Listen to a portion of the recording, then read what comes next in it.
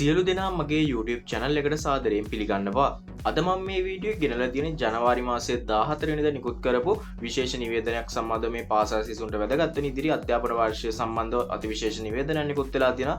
ඒ සම්බන්ධව අපි දැනුවත් මේක අතිශයම වැදගත් මේ පාසල් සිසුන්ට. ඒ නිසා වීඩියෝ එක skip නොකර බලලා ඕගොල්ලන්ට මේ සම්බන්ධව දැනුවත් වෙන්න පුළුවන්. එහෙනම් වීඩියෝ එකට ගිහිල්ලා මේ සම්බන්ධව සම්පූර්ණයෙන් කතා කරමු. මේ වෙති මගේ අතේ මේ සම්බන්ධ නෝට් එකක් තියෙනවා. එතකොට මේක නිකුත් කරලා තියෙන්නේ අධ්‍යාපන උසස් අධ්‍යාපන සහ වෘත්ති අධ්‍යාපන අමාත්‍යාංශය. ඕගොල්ලොන්ට මේ ඩොකියුමන්ට් එක ඕන නම් මම ඕගොල්ලොන්ට දාලා තියන මේකේ සෝස් එක ඕගොල්ලොන්ට ගන්න අවශ්‍ය ලින්ක් එක දාලා තියෙනවා. මගේ Telegram channel වලටත් දාලා තියෙනවා. ඕගොල්ලොන්ට ඒවෙන් ගන්න පුළුවන්. ප්‍රධාන වශයෙන් මේකේ සඳහන් වෙලා තියෙන දේ මම ඕගොල්ලොන්ට පැහැදිලි කරනවා. මේකේ තියෙනවා 2026 වසරේ පාසල් අධ්‍යාපන කටයුතු පවත්වාගෙන යාම පිළිබඳව තමයි මේ නිවේදනය නිකුත් වෙලා තියෙන්නේ. 2026 ජනවාරි 13 වෙනි දින පැවති අමාත්‍ය මණ්ඩල තීරණය අනුව 2026 ජනවාරි 21 වෙනි දින සිට පාසල් ආරම්භ වන පාසල් අධ්‍යයන කටයුතු පහත පරිදි සිදු කිරීමට තීරණය කර ඇත කියලා සඳහන් වෙලා තියෙනවා. එතකොට මේ මාධ්‍ය නිවේදනය නිකුත් වෙලා තියෙන්නේ 2025 පළවෙනි මාසේ 14 වෙනිදා තමයි මේක නිකුත් කරලා තියෙන්නේ.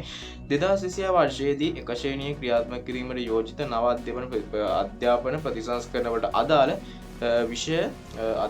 විෂය මාලාවේ විධිමත් අධ්‍යයන කටයුතු පෙර උපදෙස් ලබා දුන් පරිදිම 2026 ජනවාරි 29 වෙනි දින ආරම්භ කරනු ලැබේ කියලා සඳහන් වෙලා තියෙනවා.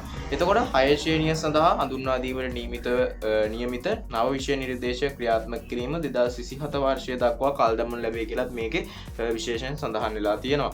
ඊට පස්සේ ගත්තහම 2026 වර්ෂය තුල 6 ශ්‍රේණියේ සිට 14 ශ්‍රේණිය දක්වා දෛනික කාලච්ඡේද සංඛ්‍යාව 8ක් ලෙස සංශෝධනය කළ යුතු අතර එක් කාලච්ඡේදයක් විනාඩි 40ක් විය යුතුය. ඒ අනුව පෙර වසරවල ක්‍රියාත්මක වූ ආකාරයටම කාලසටහන් සකස් කළ යුතුය කියලා සඳහන් වෙලා තියෙනවා මේ නිවේදනයේ. 6 ශ්‍රේණිය සඳහා පෙර වසරවල ක්‍රියාත්මක වූ විෂය නිර්දේශයම 2026 වර්ෂය සඳහාද ක්‍රියාත්මක කළ යුතුය කියලා සඳහන් වෙලා තියෙනවා. ඊට පස්සේ පසුගිය වසරේ භාවිතා කළ පෙළපොත් සිසුන් වෙත එකතු කර ඒවා නැවත 6 ශ්‍රේණියේ සිසුන් වෙත බෙදා හැරීම සම්බන්ධ උපදෙස් සියලු විදුහල්පතිවරුන් වෙත නිකුත් කරනු ලැබේ කියලා සඳහන් වෙලා තියෙනවා. 2026 වසරේදී 6 ශ්‍රේණිය සඳහා භාවිතා කළ යුතු පෙළපොත් සඳහා අදාළ මුදු පිටපත් අධ්‍යාපන අමාත්‍යාංශයේ ඊතක්සලා වෙබ් අඩවිය හරහා ප්‍රසිද්ධ කරනු ලැබේ කියලා මේ වෙද්දී සඳහන් වෙලා තියෙනවා මේ නිවේදනය තුල. ඊට පස්සේ ගත්තහම නව ප්‍රතිසංස්කරණයට අදාළ මොඩියුල පිළිබඳ නියම ව්‍යාපෘතියක් මෙම වසරේදී පළාත් කිහිපයක් ක්‍රියාත්මක කිරීමට යෝජිත අතර ඒ පිළිබඳව විස්තර පසුව දැනුම් දෙනු ලැබේ. 6 ශ්‍රේණිය සඳහා පිළියෙළු කරනු ලැබුව ඇති මොඩියුල නැවත සමාලෝචනය කර ඉදිරි වසරේදී සුදුසු පරිදි භාවිතා කරනු ඇත.